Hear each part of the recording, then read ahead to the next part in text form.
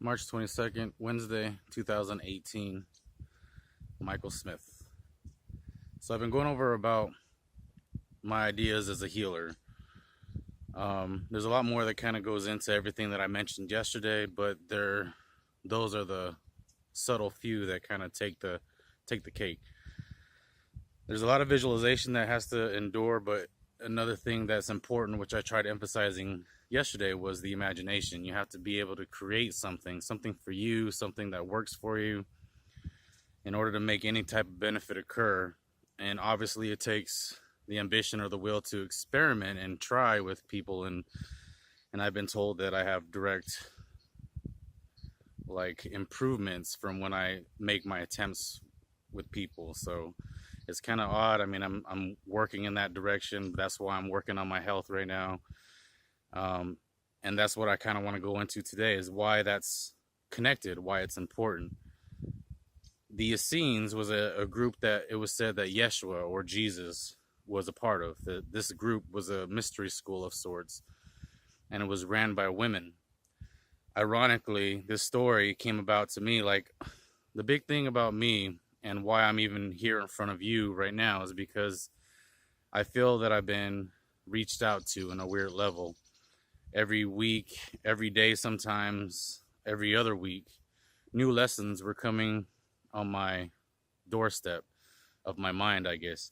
But it was because I was taking initiative and drive to researching certain topics that I felt whims on, or now it could have been internal, it could have been external. That's why I feel like I'm so appropriate to discuss this forum for you guys, because I've been going through it for the past 4 years, let alone my entire life to a degree. I just didn't fully understand what was happening, and I think now I got that gist. But the story of the Essenes came to my doorstep when I, at one point, was a big estate seller, as far as going to them, garage sales, yard sales. And one in particular was in this neighborhood of Paradise Valley. If you're from the valley, you somewhat know, but if you're not from the valley, then that's more like the richer area. That's the more wealthy area. So this particular estate sale, you had to go through, gates. It was an enclosed community. So the house itself was pretty magnificent. It was massive. I mean, walked through the entire thing. But the weird thing that stood out to me about this estate sale was there was a painting on the wall, and it was Arabian or something to that effect. It was Middle Eastern, and it was of a renowned woman, a teacher of sort. She wasn't really a teacher. She was more from like the 700 or 800, I think, if not a little bit later. But she was acknowledged for her teachings and her coming to the people and being part of the people. And I have no idea her name now, but what was unique about this situation is that on the coffee table there was a book, and on that cover of the book was this same painting that was on the wall. So it was a symbol to me at that moment, so it stood out to me. So I took note of either the painter or I think because the book was there, I knew what the title of the painting was. So I took that information with me and researched it afterwards. When I researched it, it led me down this weird path of women leaders, you could say. So upon that path of women leaders and studying and going that direction came the Essenes. And the Essenes were this mystery school group that were part of Jesus' time, Yeshua's time. And in fact, I think this is a big part of what all of the mainstream idealistics came from, as far as our nowadays church leaders, royalty. I have strong opinions about where those ties come from and where that bloodline importance comes from, but that'll be another day. So in this regard, it was the Essenes, and the Essenes believed in leadership roles belonging to the women.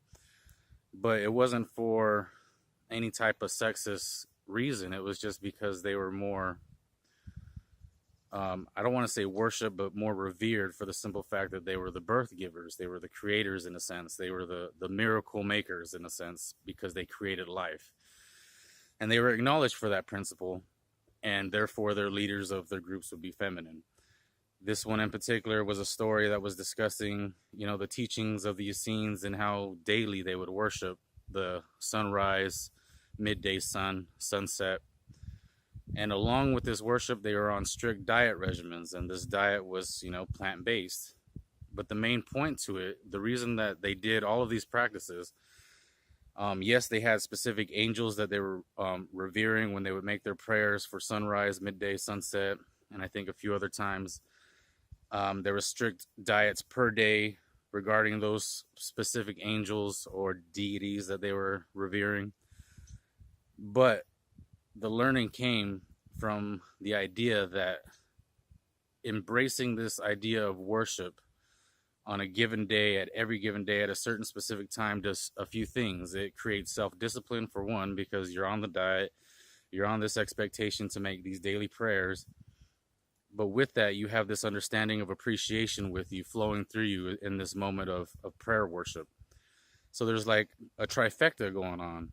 So there was the self-discipline, there was the deity understanding or higher power understanding, but then there was also the ability to give praise or worship in a sense. But it wasn't for the purpose of worshiping a deity.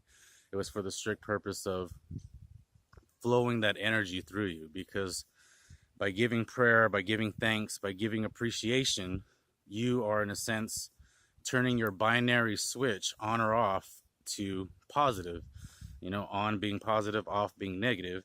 And in every self-thought or self-action towards yourself that is even the simplest of words, is saying, I hate this, I can't do this, I'm not good enough.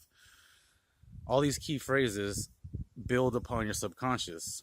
And the reason it builds upon your subconscious is because your subconscious doesn't have your conscious mind.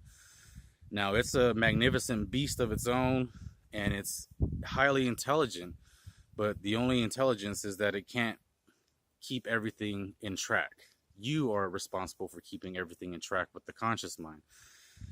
The subconscious is doing so much that it works off of repetition. The simple fact that you can repeat something on a daily basis and program things into your subconscious is a miraculous feat that no one's even highly aware of, and let alone barely aware of. But that's a big portion to how you correct behavior. Is you get into these patterns, into these modes where it becomes your natural behavior to act out on certain things, whether it be anger, whether it be sadness, whether it be happiness or joy.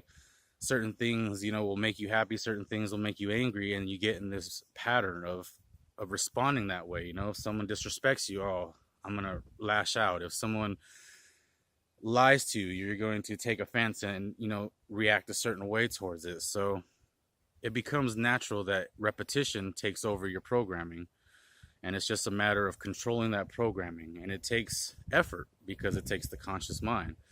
But it's simple that when you make the decision that you want to change, all it takes is repetition and patterns. Nice. There's a butterfly. Oh, it's coming right here. There's a monarch butterfly. Ironic as I'm discussing royalty. But butterflies are significant because they're caterpillars. They go into the crystalline stage and become butterflies. So it's a symbol of rebirth or regeneration, which is spring, but they also come around in spring. So it's all one big balance, but it's basically regeneration, rejuvenation, rebirth, coming into a new sense of being.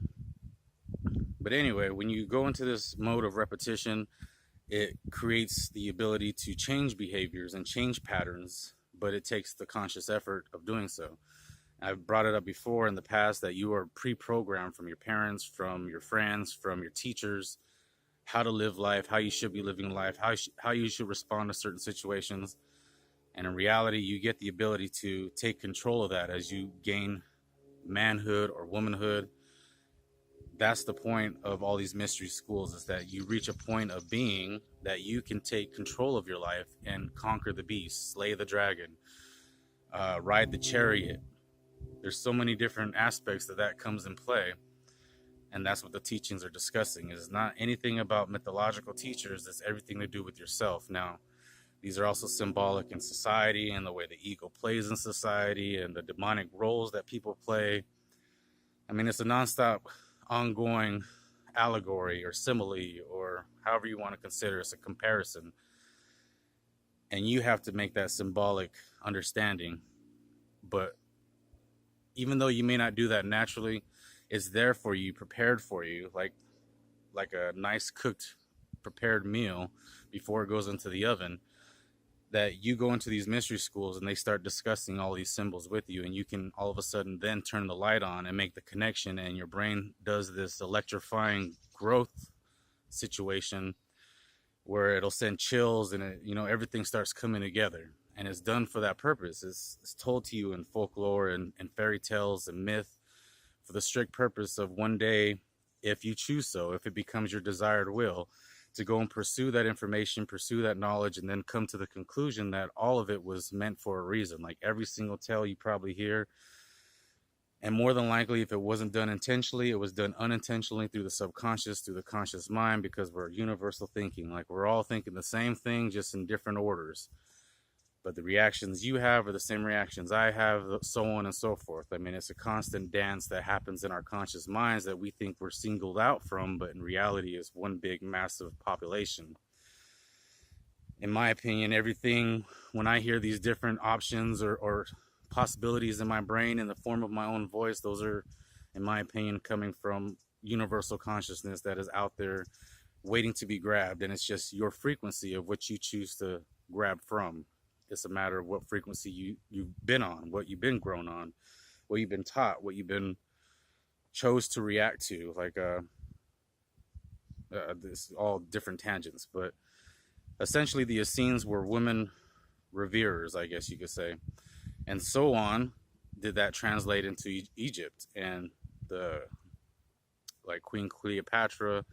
You have all these other different leaders that were women based, and it is, in my opinion, that when Christianity or Roman Catholicism came into play, because when Egypt got ruled out, it was done so by the Hittites, and from the Hittites the Romans came, and that doesn't even include all the Arabian times. I mean, Egypt's been overthrown so many times throughout its ages that it's basically a cultivating ground for all sorts of different races. In fact, the word Hebrew comes from the word Habiru, which is a term for migrated people.